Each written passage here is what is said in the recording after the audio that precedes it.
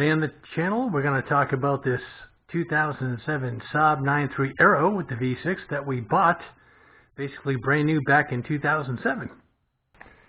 Okay, in the engine bay, first of all, I'll just do a quick blurb on the importance of this battery cover. You can see there's actually ductwork here. Okay, Saab builds jets. Some of the jets I flew have a ram air system to keep the battery cool. Saab does that. So here's the actual intake duct. Here's the battery cover.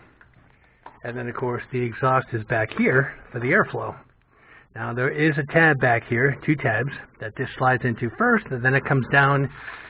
And then these little fasteners here are quarter turns, and they basically open and close the little fittings that are in there.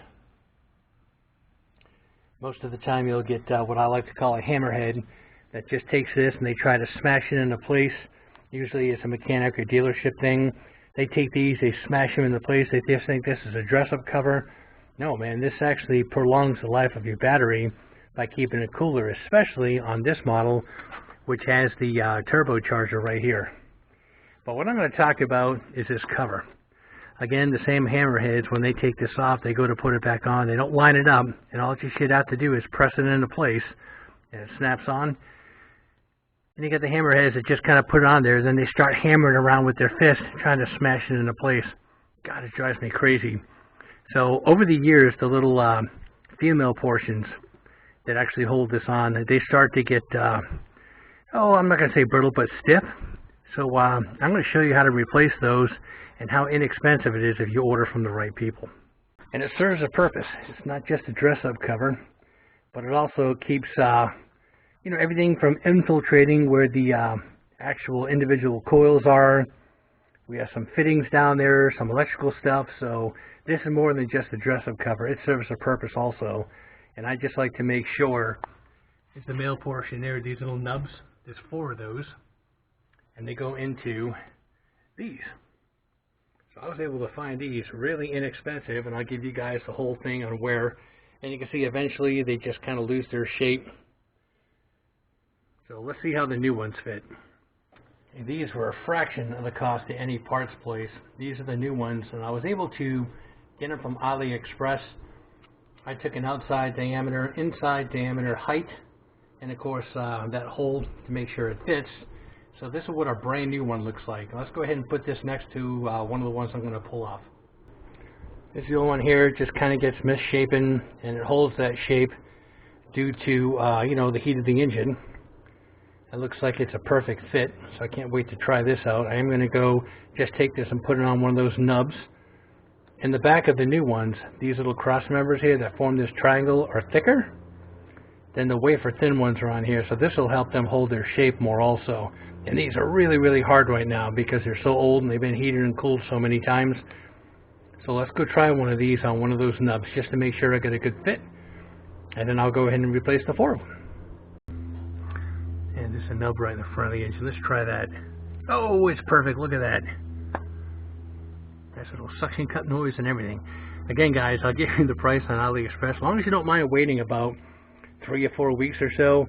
These only took about 3 weeks to come in. They're regular shipping. So these are pretty awesome. I can't wait to get these on here. Again, just something to hold that cover down. I don't need it coming loose. We already had problems with the heat shield that was up here. It was really, really small, and it was peeling off. So I went and got a replacement heat shield. Used some 2-part adhesive. Even replaced these here. I get a lot of this stuff from AliExpress, and they kind of keep a surplus going of them. And then any place that meets the vehicle, I get these also. These are things that kind of collapse, and I've got them any place that could actually line up, like this one here. I've got one right here. So just want to keep it looking new. I need to do something better about that bottom. That heat tape I have on there isn't really doing a very good job. So I need to get something that's stiffer. I'll see what I can figure out for that, but I'll get that fixed up. But anyway, let's go ahead and get these on. Again, there's 4 of them, and then the cover will be fixed. At least I can give you guys the part number and where to get these from. And all, again, very, very inexpensive if you just dig around on AliExpress. So here's the old ones here that are in. This one I just took out. They just slide out. It's kind of neat the way these go in. So let's see if I can do this with one hand. I'll need two to get this in, guys, so give me just a second. I just use this to go around a little bit here. There it is, fully pressed in. Just make this, there's a lip in here and a channel. Just kind of pull up on it until this thing sits flush. And I'm going to put just a pinch of silicone in here to allow this to go on and off a little easier. That way it doesn't have friction and try to push this out of place when I put it back on. So let me get the rest of these replaced, and we'll get this popped on. Of course, you don't have to use this particular brand or the amount or something, but you just want silicone grease. Just a little bit around here so that when you push it into the place, it pops in without too much resistance, locks into the joint that's in there.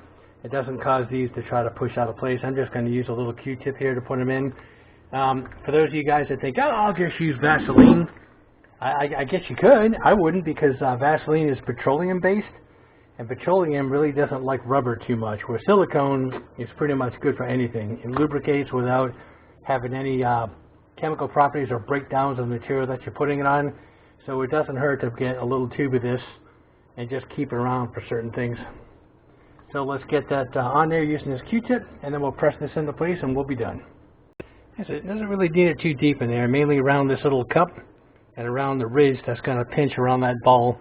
And again, this is just to reduce the friction so that as you're pressing it on, it doesn't try to push this out of place.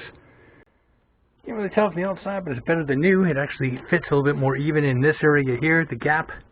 And you know, we basically brought it out, my wife, and had an oil change done, and for some reason they took that off. We came back, it was sitting crooked, where the hammerheads went ahead and smashed it and popped one of those out of place. I never understand that. But just take your time with it.